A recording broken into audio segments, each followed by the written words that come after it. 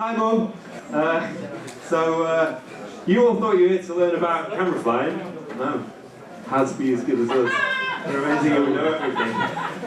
From our birth to our teenage years. But no, really. Oh shit, Chris. You control it. No. Please control it. Right, we'll pass control over. Right, okay. So that's not really. Here's the title. You know, we're going to talk about what we've learned so far. So yeah, if anyone does want to chip in and anyone's got anything they want to add, like feel free to do so. This isn't just us, dictating and reading slides out to you. If anyone's got any contribution, it is going to be valuable. So, should we start the presentation with a bit of stalling from me, because we're going to run out of time very quickly. Put your hand up. Oh yeah. If you've flown camera before, any type of camera, GoPro on your head, anything. Come on, hands up. Right. Pretty much everyone, right? You can leave your hand up if you've flown it in competition before. Okay. Cool. Good. Right. Pass the microphone to Andy later.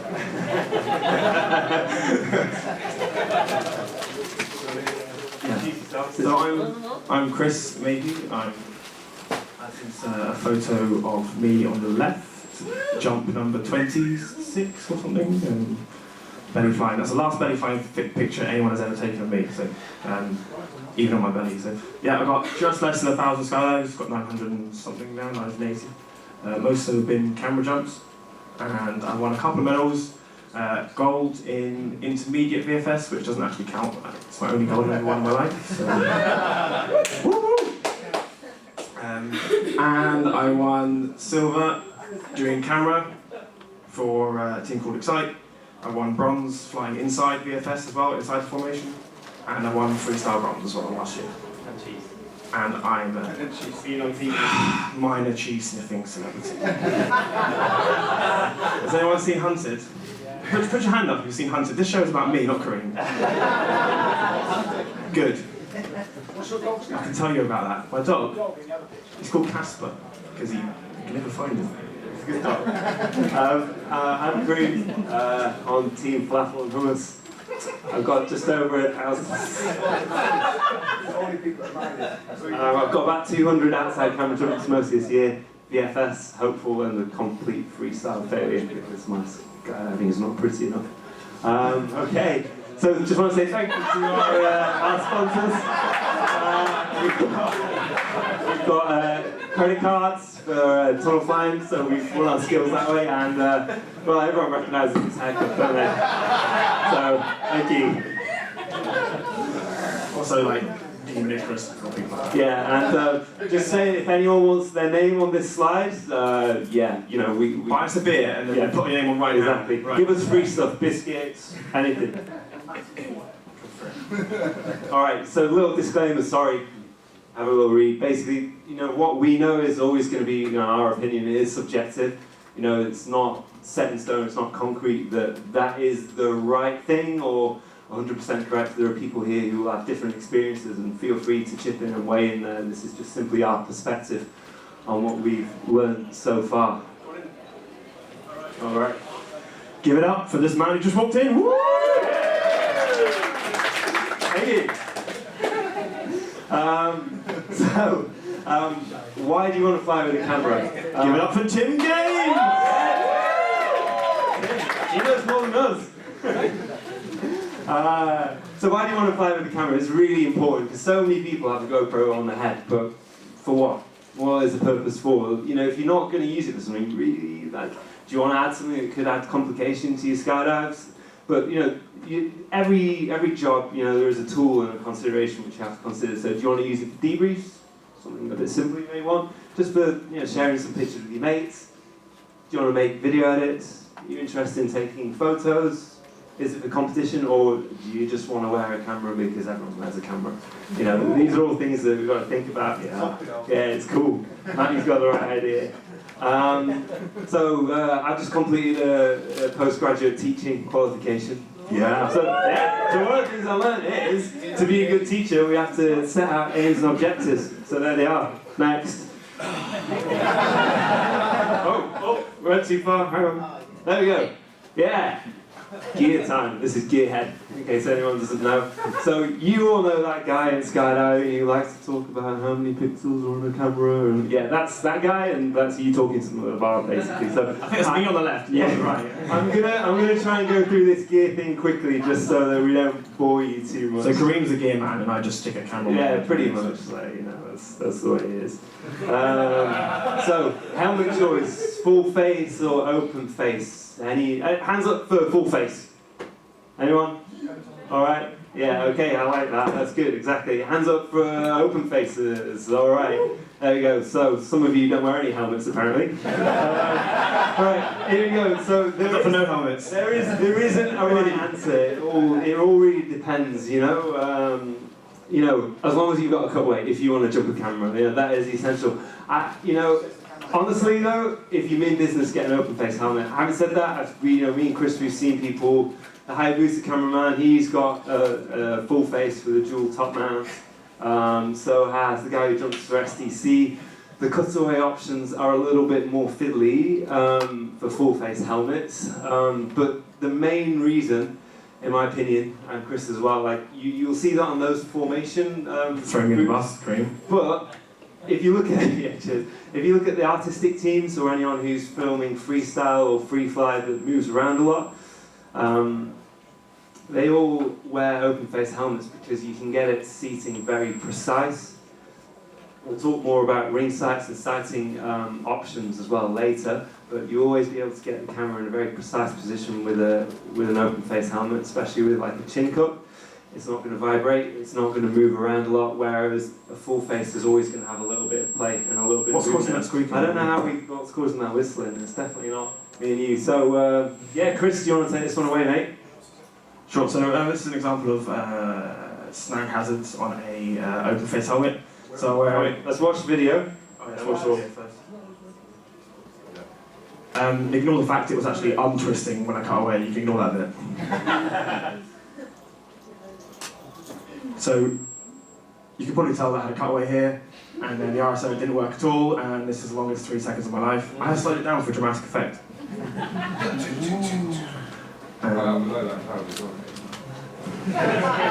you can see it's blue up there. So, did anyone see what I lost in that, apart from my dignity and my reserve free bag? Which I never found, it's in a ditch somewhere. Have you found it yet, Rob? Mate, you survived, there's nothing to be embarrassed about. So I lost that, and that is a ring sight, it's a 300 quid concentric ring sight. So what happened is, something hooked under my ring sight, and because I had some plastic screws recommended at the time, I put them on and it took off the ring sight. The ring sight's on the floor somewhere hidden now, so if you find it... we should tell him how many twists you packed. But really, like, this is... I can't wait a week after that as well, same thing. This is something that we... it is important to consider when you're strapping all this stuff to your head, right? The amount of people that I see on a drop zone with a G3, with a sticky mount on it, with a GoPro, with a big screw sticking out, we need to really think about these things because it's not a problem until it's a problem. And then when it is a problem, you might not be able to talk about it afterwards, So in that situation, next time I cut away, I just look down and fix the problem, obviously. There are many more issues with that cutaway than just that snag hazard. I caused it, right? So I'll try and just blast through. I'll try to just make this as simple as possible, just at 3 price points and just talking about the general options which are available on the market. I'm not going to get too technical about it. However, if you just want to film your mates, something like a single camera setup is great. There are those options. These little GoPro clones, they're actually pretty good. They're about $100. Cheap little Sony's are great as well.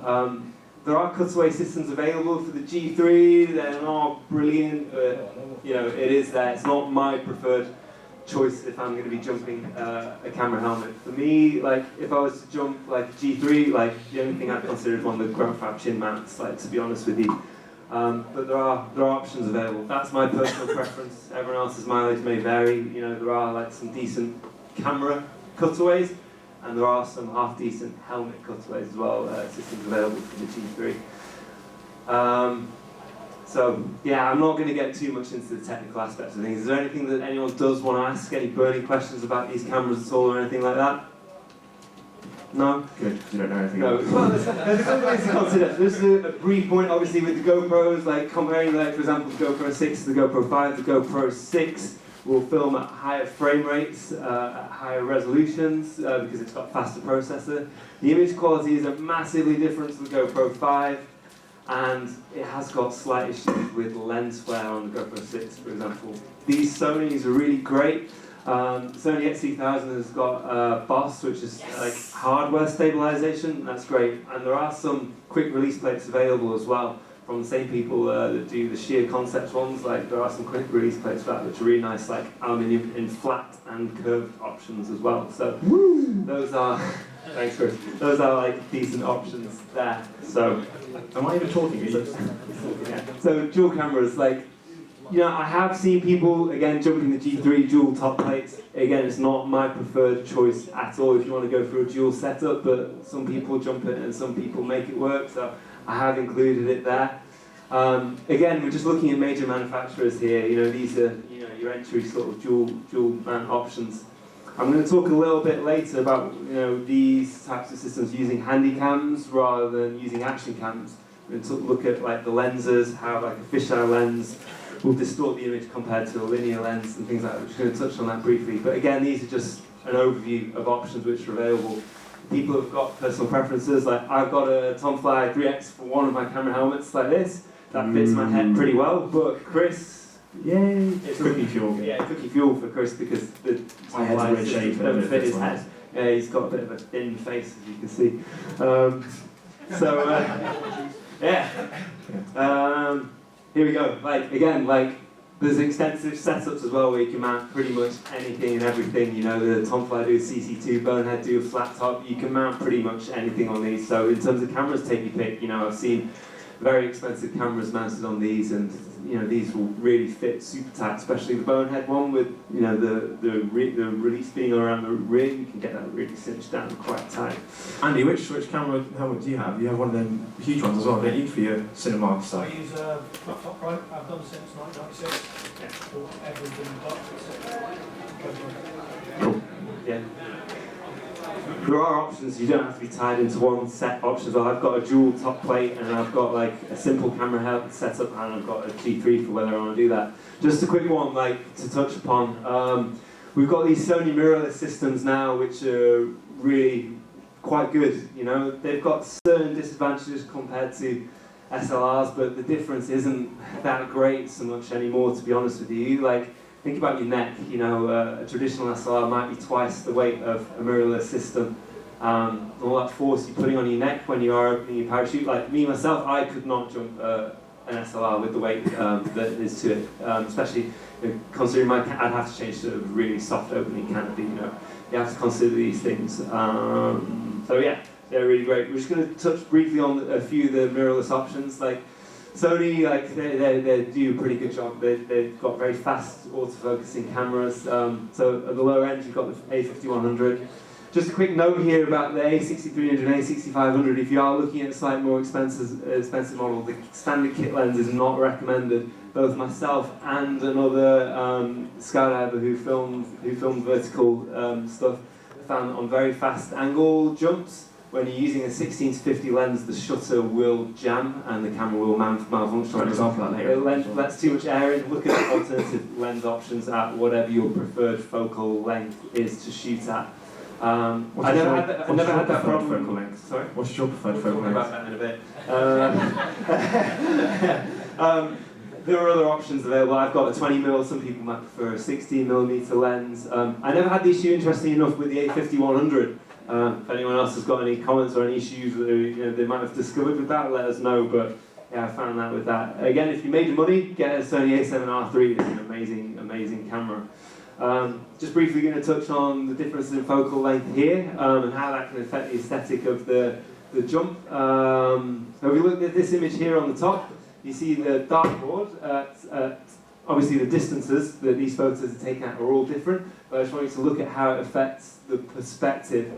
So for example, if you're shooting a skydive of someone that had a longer focal length, the ground is going to appear bigger and closer. It compresses the image. I think this image at the top displays that quite well.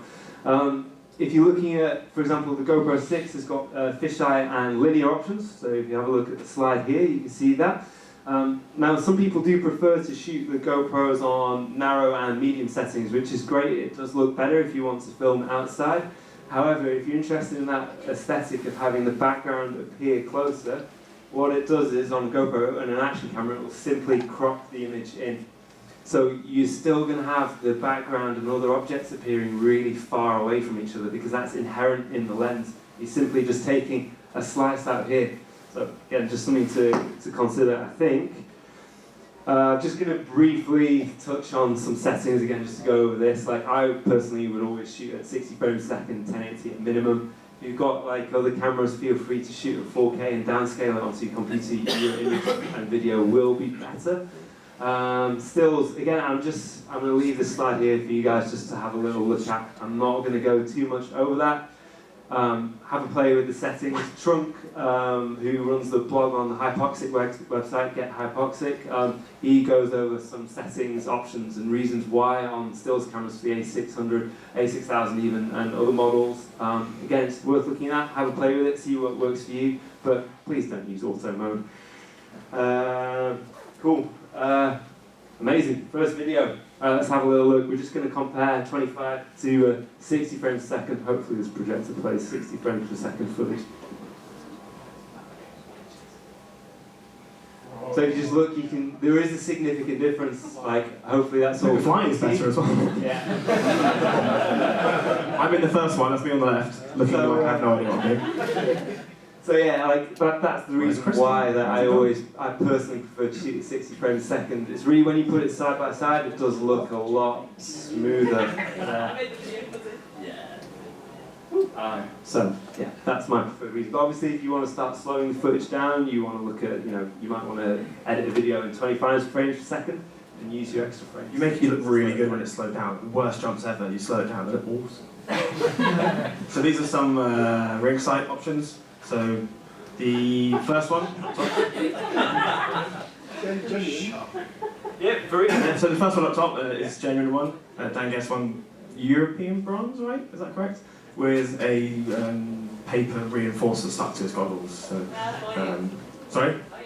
Yeah. So I tried it once. Obviously, after my ring sight fell off my head, I tried it once, and I didn't get used to it because I couldn't get it exactly at the right point. My goggles kept on moving, and I'm not as good as Dan flying anyway. So that's the first option, marker pen or paper reinforcer. Second option is to get actually a proper ring sight. So there are two options. One, you can get a cross on the left. I have a laser pointer here, I have to turn to use it. There you are. I've used it once now, that'll do. So on the cross, they're about sort of between 80 quid and 150 quid. As you can see, the accuracy is okay. On the one on the right, it's the concentric ring sight by a guy called Brent, I believe. And they're about £300 or $300 if you go out to the USA. Obviously I declared my tax when I took it back with me.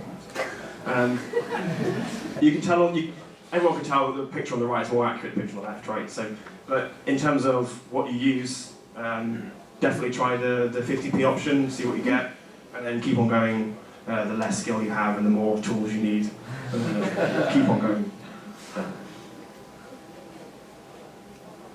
There are some, I'm talking about this light, good! Right, there are some indicator lights and remotes. The bottom left is GoPro remote. The bottom left middle is a Sony remote. I'm just going to mention what they exactly are, not what they do. Go on, Karim, help me out here. Right. Okay, bottom right, we've got the Hypoxic Hi-Pi Alpha if you're jumping any of the Sony action cams. And I must have missed something there. Yeah, so if you're jumping any Sony action cams or something like the AX53, that works. Top right, again, there's options. If you need, or if you want to be, if you're doing competition and you don't want a camera bus, these are pretty much essential. There are other ways, but mirrors, for example. It stops that stupid start of your footage when someone's really We wide. both had camera bus like multiple times for various reasons. What's your favourite one? Not taking my camera, probably. So I had lens. Oh no. So I had all of them actually. My lens cap's on, didn't take that off. SD card not inserted, SD card full, battery dead, I had my camera physically kicked off my face by Adam Dare at one point in my life. Wait, I just realised Manny Mitchell's gone, this lecture's over. Oh, right, Jesus. Right, sorry guys. Right, that's fine. Alright, go Chris. Oh, it's my turn now. So we're going to jump a bit about, there's not too much structure for today. So Karim talked a bit about gear and the innards and what camera helmets have. And now I'm talking a bit about the exact rules on if you're flying camera in a competition. These are generic rules for every competition. I don't know about belly flying competitions, correct me if I'm wrong, but I think they're the same. But you're not allowed rejumps for camera malfunctions, or human malfunctions at that point as well. Use indicator lights, sorry, these are not the rules, so indicator lights, you can just have them on or off, it's up to you, you always don't need to have them. But we recommend you use indicator lights and have two cameras, because one could fail and the other one is a backup. And I've had that happen before as well. So the rules state you need to give the footage at 1080p at 25 frames a second. Every camera will do that, unless you've got a GoPro 1 or something. You're not allowed to artificially zoom in, and you're not allowed any sort of mechanical aids apart from the hardware stabilization and the software stabilization as well. So I'm not sure if this is hearsay, I think this is true. This is a bar talk now. But there was someone out in Worlds or European Freestyle Championships, and rather than do a barrel roll, they pressed a button and their camera just rotated 360, which was, yeah, I know. And 2003. 2003. Do you want to say it? That is true, I'm not... Actually rotated round so mechanically that everyone just stared at it and went, yeah. There you go. So yeah, you're allowed stabilization, like the Boss system, or the GoPro 6 stabilization, that's fine. And you're not allowed to edit it or slow it down. Basically, it has to come straight on the camera to the journalist. So, a bit more specifics now. So these are some rules and some tips for freestyle camera. So if you don't know what freestyle is, it's two-way. It's a cameraflyer, woo, the best one. And the crappy performer that just performs. Ed's sitting there, I'm just doing. There are two types of jumps. One of them is a free routine that scores technical difficulty and presentation. And there are meant to be 5 free rounds, unless you're Team Nova and you do 4 and still win bronze. Woo! So there's 5 free rounds, or 4 if you're us, and there's 2 compulsory rounds. The free rounds is entirely up to you. You can do what you want. You can literally fall on your belly for a minute to submit that footage if you want to. You'll probably score 0.5 or something. And there are 2 compulsory routines. Each compulsory has 4 moves to do, so there's 8 in total. And I'll show an example of 2 of the compulsories in a sec. In terms of, you basically need FF2 for category A, FF1 for category B. And in terms of what you wear a bin bag if you want, as long as you're good at it. I wear a vertical suit, it's fairly tight, a little bit of give, nothing like a Doom suit, but something that allows you to have range. You need to go like massively head down, and then you can belly out and then go head down again at one point. So Chris, you always mentioned the C bracket there. yeah, so this in the rules, which is the next slide, but it's fine. This will physically mount your camera upside down. This, if you don't know, this is a dog. This is a helmet. It's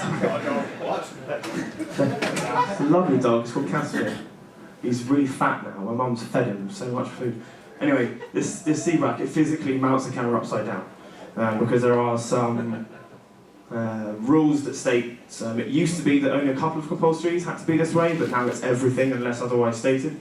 The video image, as evidence in this picture, you can see the blue sky and then the ground. We call it the WAFO view. If you're MWR and you've got it on Facebook, you like to rotate every image to be this way. So if you forget to flip the camera from the upside down, it's maximum. I don't know the exact rules. There's no busts in outdoor skydiving. no, I mean like camera now. Yeah. So I think you score maximum like 5 or 6 or something. I'm not sure on the exact rules. Anyone know? Cool. Because it used to be that only a couple of compulsories was that way, so I trained another compulsory the other way, and then ended up changing it very last minute after talking to Emma, I believe. But it's only a compulsory, you can do the free routine, whatever you want. And if you're flying that position, typically it's easier to fly freestyle head down, for the majority of it. So if you flip your camera physically upside down, then you get the right way up. What if you take the video and flip it up? So you're not allowed to edit it. But what you're allowed to do, you're allowed to, on your GoPro, you can press film upside down. But But then you have to find the entire thing head up. What the hell would you want to do that for? It's like the hardest thing in the world. the handycams don't allow you to flip it in camera, so that's why people have C brackets to mount them upside down. And a lot of moves require the camera to fight in sync with the performer as well. It used to be the cameras just sat there watching, but it's very much a two-way performance. This is an example of one of them. This is called, this is what I call a flip twist. I'm not sure what the exact terminology is. This is Edge, who sat there. Put your hand up, put your hand down. Put your hand down, thanks. So the camera needs to be on the side. Forget what he's doing. This is not about what he's doing, this is about what I'm doing. So, that's an awesome flip twist, by the way. So on the side, the camera needs to be on the side, and it's filmed with the horizon, so you can see, right? There's two things to that move. I can't film in belly, I can't film in front on, or side, or back on, I have to film on the side. Yes, levelish, yeah. These are the best examples I could find when I was pissed yesterday, right? I think we have done this perfectly on the back again, here he is. Next one. Next one is a eagle. There are two eagles. I'm not sure which one this is. If you do know it, shout out. I think it's either the reverse eagle or the full eagle, but it requires the performer and the camera to do a full eagle. That is that. Okay. And you'll see, again, improvements are that I've cut his legs off the frame. So it's not the best thing, but you can see. And we do the reverse eagle in reverse now. That's not actually us doing reverse, that's actually me editing it to make it look cooler. There you go. I'll pass you on to Karim. Thank you. So these are just some things that I thought of that really I've sort of noticed after this year. The main one is learning to fly without using my head is really difficult because your head is like focused upon like the actual action. If you certain moves, you will use your head a lot to penetrate in the wind in a certain way. And to suddenly fly independently of that, like, does require a lot of relearning, and something I'm still relearning. Some obvious ones: be conscious of the position of the sun. Here's one from Adam Dare. That's probably his excuse. Fly whatever position works. It doesn't have to be pretty. Oh, he's not here, is he? That's a shame. Right. Visualize the line that you need to fly and anticipate your slot. So, this is all about thinking ahead of where you are currently. Like, you got to think ahead to the next move and be in position to anticipate that. As soon as something goes and you miss it and you start flying like this or like that and stretching, it's going to slow you down and you're going to struggle to keep with it. Get a feel of what sort of distance you need to hold on the ground. Like, get your camera out, get your LCD out. Experiment with what position you want to be while people are dirt diving. Again, be present for the brief. Walk it. Be aware of the other jumpers. I have had one flyer ruin a camera lens of mine. He will remain unnamed, but beware. Like, they might come and bump into you at some point because they may not be aware of your exact position on the outside of a group. And try and be one step ahead. Know what's coming. Be comfortable flying. Think about the camera next. Don't focus entirely on the actual camera work. Be comfortable and be safe. So it'd be good to point out this is just general camera for flying. It's not a free fly competition. It's not a free fly competition. I don't do any of this because I don't know why. But you will do it. If you've got a still camera, don't forget to hit the button. The amount of jumps I've gone and had an amazing skydive and not fired my trigger. Like, again, it sounds obvious, but it's something you're going to come across. If you find comfortably, consider the framing of your shot. Be a little bit artistic. There are ways that you could, get slightly different images than what say hello to Rob. Hello, Rob. The obvious one: check your batteries, SD cards, and everything when you put your gear on. I've had flat batteries in the plane. I've had no SD cards in the plane. Been there, done that. Here's one: flat top helmets slow you down. I probably, for me, if I'm doing fast angles or things like that, I probably feel like it makes maybe a 10 to 15% difference to the actual speed. It flies like. I know, I wish I could. It does act as an air brake. It does make a difference. So if you are filming fast vertical jumps, something you want to consider. Not so much like not so much vertical moving jumps, I should say, vertical jumps, you know, you'll be fine with You know, yeah, one of them like cycle helmets, stick a GoPro on to go like really fast. Where's that? That's a good idea, that. Talk about going Any fast. cookie, if you want to make one cookie, that's what we want. Right, don't film from the outside of the turn on your belly unless you're an absolute hero. Don't be on the outside of the turn unless you're a hero as well, that probably counts. Wear your helmet. Consider the effects of increased wing loading if you're switching from a light to a heavy setup. That's something people may forget. You know, it will make a difference if you're on a high performance wing, so do consider those sorts of things. Cool, right, we've got some examples here. I'm just going to show you, well, let's hit the button. So here we've got a wide shot. Again, just pay attention to the size of the fields in the ground and the size of the crowds. And here's something I filmed narrow. One thing that, again, that you'll notice as well, when you start zooming in, the stabilization is less effective because every little move is amplified more. So this does look a little bit more bumpy, simply by virtue of the fact every little movement of my head is amplified. If you see any of the pros doing the zoomed in stuff, like the footage is not moving at all, or Yeah. they just don't move their head. Exactly. They just move their eyes for the entire thing, don't they? Yeah, true. But from an aesthetic point of view, I just want to show you the difference there. I quite like the sort of tight backgrounds. Here it just gives it a different bit of a different feel. See what else we've got. All right, so cool. Let's have a little look at this one here. This is just a video which demonstrates anticipating the next move and staying ahead. So the one time that I did do that, and then one time when I didn't. So again, once that group starts sinking away from you, you go, and you just can't keep with it. Once you're in that position, you find to keep them in frame and your head's all the way back. Like Karim can't keep up with it. You're out. All right, big shot. You want to take over. Right, this is how you do it properly. So yeah. Just an example there. And here we go. Does he anticipate it or does he not? What do we think? A bit wobbly. Ooh. Nailed it. So, we didn't nail it. So I just got away with that one, but again, like a lot was happening on this skydive and I just got into the right spot and I just missed it. No one bumps, don't worry. And I did get back into the skydive, but again, these are things that you need to consider, when you're considering complex jumps. Yes, Sweet. Chris Mayhew, take it away. So this is my camera setup. It's the same helmet. I've just swapped these around. Where's the dog? The dog will come back at the end. Don't wear a dog on your head. Go away with that tip for the day. So this requires. This is a wedge here, because filming VFS you have to film under the group, and filming belly you have to film above the group. It's because they're upside down, right? So you have to film underneath. There's an example a bit later.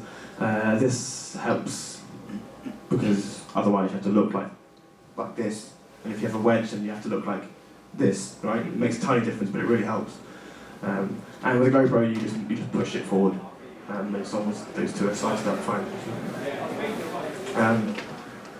So, if you don't know what VFS is, it's actually a formation discipline. It stands for vertical formation skydiving. So when I joke and say I don't do formation skydiving, I actually do it a lot. Same as belly flying, consists of 4 flyers and 1 camera. I'm sure everyone knows this. They're drawn randomly from the competition, blah blah blah, everyone knows belly flying. So your suit choice for filming, again it's much like freestyle, you can wear what you want. But I find that a suit that you can go super fast in and super slow also helps. It's a bit less, you need less range than, I think you need less range in VFS than freestyle, so yeah, slightly baggier is usually best.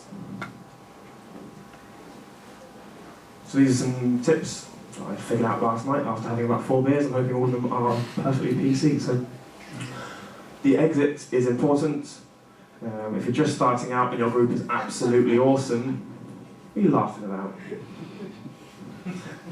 Exit is important, because if you're filming a really, really good group and they'll just start turning points on the hill and then you've lost them 3 points. So if you're filming a really good group, it's worth just getting them just to hold that first point for a few seconds. And be conscious where the sun is. There is a lot of, I think the World Meet, they actually stopped filming VFS in the middle of the day. So they filmed it in early morning and late evening to stop that issue. A lot of people during training just wear shady goggles. I don't, because I have no respect for my eyes. The entire point with VFS is you've got to make sure that you film every single grip. It's much like belly flying, ensure every grip is shown. There are some techniques for that. You don't just have to film static and don't move. You sometimes have to move sideways in order to get all the grips visible. So I'll give you an example. Now this is the only bit of footage that's not mine. I'm not saying because it's a rubbish one, but I'm saying I couldn't find a rubbish bit of footage from my collection because I've deleted all the rubbish ones. Just tell them it's mine, it's fine. Oh, it's Karim's. It's actually not mine. It's actually Martin. We have the Robinson's. X mine. Woo. He was finding GoPro, so it makes it worse. But, so as you can tell here, like, it's not too bad. It's actually probably better than all my most of my footage. But you probably need to be a bit steeper. You need to fly much further down from the group and look a bit more further down. So that's an example of that. The next example, I think, is Karim, isn't it? Yeah, this is one of my goes, just to show you the effect of footage that isn't stabilised. And we're going to show you something that's a bit better in a sec. So just to have a little look at the bumpiness. So actually, the angle is actually probably okay. Maybe need to be a little bit closer to the group. Yeah, sure, I agree. Or maybe the group needs to be closer to you, Karim. I think both of them. I've eaten too much over Christmas, mate. It was hard to keep with it. Right, now this is the best VFS footage you'll see in your entire life. This is from me. This is the best thing Alright, ever. hit the button, mate. Prepare to be amazing. So we're ready.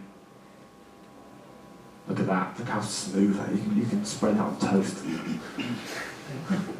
My arms and legs are so much in the way. When I first started flying, my right leg, and it still is, it just goes, the group gets a perfect grip, and I'm just like, right leg in the way, and then they bust because my right leg's stuck in the way. So I need to learn how to fly shelf, really. Yeah. So that gives you an idea, yeah. And these people are going to enter this year's competition, I hope. Just going to talk a little bit about post-jump sort of workflow. You know, whatever works for you, but don't do what I do and just fire all your videos into a single folder on an external hard drive. It's a good idea to try and organise them a little bit. If you want to edit things, like, there are several options. People, use loads of different software options. I prefer Final Cut Pro because it works for me. I've used Lightworks in the past. I've used Premiere in the past as well. I've used iMovie, but there's loads of options. Have a little play. There's loads of tutorials on YouTube. See what works for you. There are slightly more simple and slightly more tricky options. If you're looking at making and editing videos, Freefly videos, look up any of these names on Vimeo or something like that. There's loads of people who are really great, who have influenced things that me and Chris are doing, and we're still trying to strive to achieve what some of these guys have achieved. Sorry if we've missed anyone out. Andy's like, I will kill you later. Oh, and Andy as well, of course.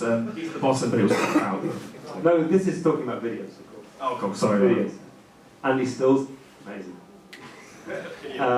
Editing photos, I use Lightroom. Lightroom is really powerful. There are other options as well that are available. Have a little go, but don't neglect stills. How many people here have got so much footage on a hard drive that never sees the internet, never gets edited or anything, and just gathers dust, whereas photos so much more easily accessible to people now. Big fan of photos. We'll stop me getting half the calendar as well. Yeah, exactly, and it's always the same name, isn't it? Is it you and me, or is it just calendar? Basically, yeah. Right, here's something slightly philosophical. I'll let you read that. Sounds a bit lame if I read it out. It is important to determine your own individual style. It's important to determine your own individual style. Videos and photos are merely capturing a moment in time. Do a dance. What you do with this is your own personal interpretation of how you see the world and what to you looks beautiful. Also, take more photos. It is. We do an amazing sport and we take amazing pictures, videos, and images that people will never really quite grasp who don't do the sport. So We're kind of hyper share them. I've never taken a photo of my life, Skydiving. There's the dog. For anyone who asks for the dog. He does fit in a G3. There you go. He didn't wee in my helmet, fortunately, so he did on the floor there. That was a risk. A risk that I was willing to take. Any questions?